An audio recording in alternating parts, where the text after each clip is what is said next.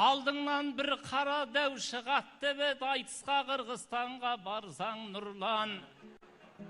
Қарағым, сол қара дәу сен екенсің, сөйлеп қалса халыққа қол жалдырған.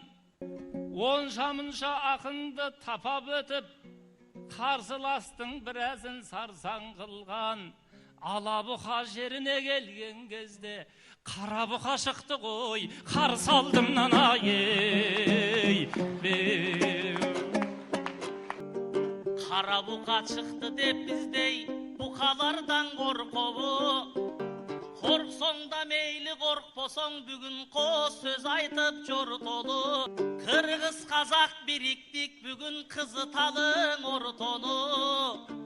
Кыргыздын кара букасын чел албайт да чең албайт, бул казактын сары торпогу.